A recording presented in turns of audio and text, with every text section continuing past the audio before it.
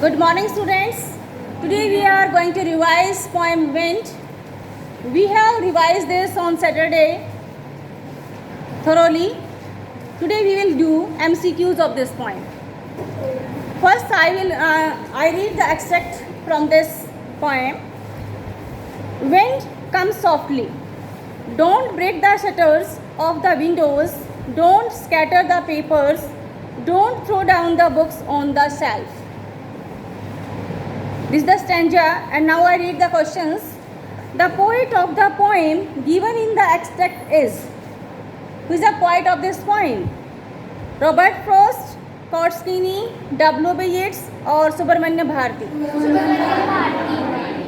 I have told you earlier that Subramanyam Bharati is a writer of this poem, a poet of this poem, and this poem has been translated by A.K. Ramanujan from Tamil language into English. ठीक है? From the given lines, the tone of the poet can be said to be friendly, order, requesting, and angry. What is the tone of the poet in this stanza?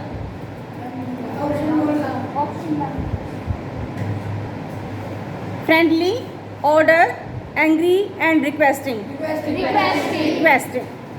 Because he is requesting to the wind god that come softly, don't break the shutters of the windows. तो wind god से बात कर रहे हैं poet, then obviously he requests to the wind god. The given lines tell us that the wind is blowing gently, forcefully, continuously, and slowly. Forcefully. क्यों? क्योंकि poet उनको बोल रहे हैं कि don't break the shutters, don't break windows. तो softly तो हो ही नहीं सकता, जेंटली भी नहीं हो सकता, कॉन्टीन्यूसली भी नहीं हो सकता. कॉन्टीन्यूसली तो देखो विंड तो होती ही है, एनवायरनमेंट के अंदर विंड तो होती है कॉन्टीन्यूसली, एंड स्लोली भी नहीं है, तो it means forcefully. Next, in the poem, the poet uses wind is symbolic of difficult times, trials and tribulations, and emotional outbursts, stress and suffering. Trials and tribulations. That means challenges, problems, being faced by the human beings. ठीक है, यही तो करवा था परसों मैंने कि weights का मतलब यहाँ पर the coming challenges, and every person have challenges in his or her life. ठीक है, life is a mix of happiness and sadness, challenges. ठीक है, and if we cope up or if we cover up and if we overcome those challenges, then we can be friends with wind. ठीक है? Yes, ma'am. यानी here wind symbolize challenges coming into the life of a person. The literary device used in the given line is repetition, alliteration, personification, and anaphora. Huh? When comes softly, don't break the shutters of the windows. What? Repetition? No repetition. But in each line, don't. But in the same line में नहीं है. Stanza में है repetition, but same line में repetition नहीं है. Repetition किसको मानते हैं? जो एक ही लाइन में बार बार वो वर्ड आ रहा हो, that is called repetition. What is difference between repetition and alliteration?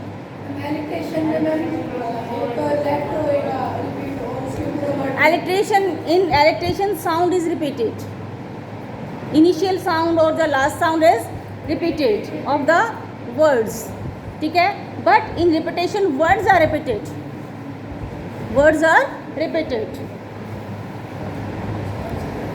तो यहाँ क्या होगा बेटा? Personification. There, look what you did. You threw them all down. You tore the pages of the books. You brought the rain again. You are very clever at poking fun at weaklings. Yes, question is name of the poem from which this extract has been taken. Went. What? Went. Whom does the poet address as you? Wind God. Wind god. किसको? Wind god. The given lines indicate that the poet is trying to give readers a moral lesson, is angry at the wind, is trying to stop the damage, trying people to be strong. Is angry at the wind. कहता है ना, देखिए, you tore the pages of the books, you brought rain again. तो now in these lines, poet is angry with the wind. ठीक है? वो तो आगे आएगा ना, नेक्स्ट स्टेंजा में आएगा वो कि देखो मैं जो आगे नेक्स्ट स्टेंजा आएगा कहेंगे he won't do what you tell him. He won't do what you tell him. He का मतलब यहाँ पर किससे है? एच कैपिटल है स्टेंजा में, तो क्या है? विंड गॉड से मतलब है. तो कहते he won't do what you tell him, यानी जो तुम उनको कहते हो विंड गॉड को वो नहीं मानने वाले. तो इससे बेटर है कि क्या होगा, आप अपने आप को स्ट्रॉन्ग बना लो. You can make yourself strong so that you can be friend of him. Okay, but here the poet shows his angry at the wind. How does it deal with the weaklings? How does it deal with the weaklings? It treats them kindly, it terrifies them with its fierce power, and it ignores them, it doesn't harm them. It terrifies with its power. Yes, it terrifies them with its fierce power. What is meant by fierce? What's meant by fierce? F-I-E-R-C-E. Fierce का मतलब क्या होता है? Dreadful, भयंकर. Dreadful, भयंकर, dangerous. Next question. The literary device used in the given lines is repetition, anaphora, oxymoron, and metaphor. Yes, repetition, anaphora, oxymoron, and metaphor.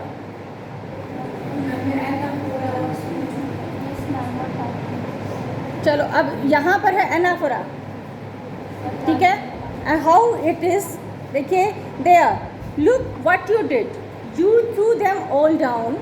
You tore the pages of the books. You brought rain again. You are very clever at poking fun at weaklings. यानी यहाँ पर क्या show हो रहा है? Anger. किसके बीच में है ये?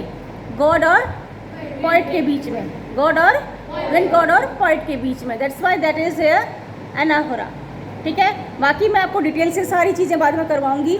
रिपीटेशन मैंने बता दिया है. मेटाफोरा, मेटाफोर क्या होता है? मेटाफोर जिसको कि आप हिंदी में रूपक अलंकार बोलते हो. Simile and metaphor. मेटाफोर क्या होता है कि यस, एज लाइक और नहीं होते, और वहाँ पर उस चीज़ को दूसरा ही वही चीज़ सेम समझ लिया जाता है. Not comparison only. ठीक है, चलिए. He won't do what you tell him. So come, let's build strong homes. Let's join the doors firmly. The ties to form the body. Make the heart steadfast. Who is he? Who is he? When God. Why will he not listen? Why will he not listen? Because it's his nature to exploit the weaklings. To exploit the weaklings. देखिए, हम generally बात करते हैं poem को, जब हम generally लेके चलेंगे तभी आपको समझ आएगा. यहाँ पर पोइट क्या कहना चाहता है कि जो स्ट्रॉन्ग थिंग्स हैं, क्या मैसेज है पोइट का, क्या मॉरल है कि जो स्ट्रॉन्ग चीज़ें हैं, स्ट्रॉन्ग पीपल हैं, वो किसको एक्सप्लॉइट करते हैं? वीक पीपल को. That is natural.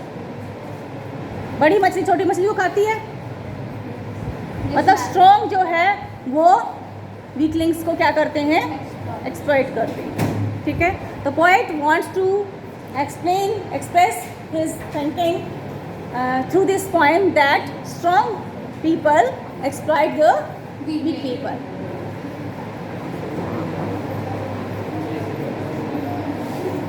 You in the first line refer to. You in the first line refer to. He won't do what you tell him. Common people के लिए. किसके लिए आता है? कॉमन पीपल के लिए. The poet, the strong people, the poets friend, the listener. तो यहाँ पर किसके लिसनर कौन है यहाँ पर? जब पोइट ये लाइन बोल रहे हैं, ठीक है, द लिसनर कौन है? Common people. ठीक है, चलिए. Through the given lines the poet is trying to inform us about the nature of wind, tell us the importance of being strong, ask us to be aware of dangers and disasters, warning us about the consequences of being weak. And try saying that we should be strong. Yes, And easy with the second option. tell us the importance of being strong. Yes, that is the answer. The Tell us the importance of being strong. The poet wants to tell us to being strong. If we will be strong, then we can cope up with all the challenges coming our life. ठीक है, तो poet ठीक है यही कहना चाहता है कि अपने आप को स्ट्रॉन्ग बनाओ, ताकि आप स्ट्रॉन्ग होगे तो सामने से जो स्ट्रॉन्ग पीपल हैं वो आपको डिस्ट्रॉय ना कर सकें, वो आपको एक्सप्लॉइट ना कर सकें. Okay,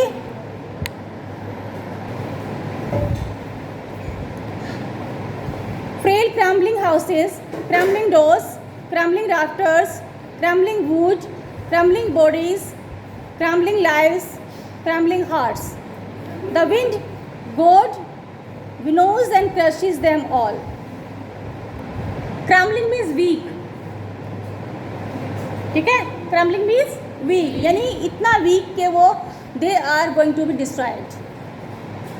clear? तो crumbling houses यानी फ्राइल का मतलब गिरा देना, डिस्ट्रॉय कर देना. ठीक है, तो जो crumbling houses हैं, crumbling doors हैं, crumbling rafters हैं. rafters means beam जिसको बोलते हैं, heavy. crumbling bodies, crumbling lives, crumbling hearts. crumbling bodies का मतलब यहाँ पर क्या है? living, all living things. ठीक है, और crumbling lives, only living things. Sorry, crumbling bodies का मतलब है बॉडी तो कोई भी हो सकती है, लिविंग भी हो सकती है और नॉन लिविंग भी हो सकती है, लेकिन crumbling lives का मतलब है living things. And crumbling hearts, वही हार्ट तो सबका ही होता है ना, लिविंग थॉट्स का. यहाँ पर हार्ट्स का मतलब है मेंटली, इमोशनली. ठीक है, यहाँ पर हार्ट्स का मतलब क्या है?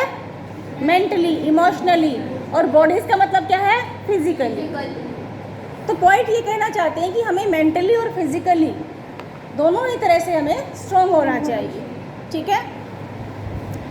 Why does the wind first winnow then and then crush? To separate weak from strong, to show its power, to play before killing, all these.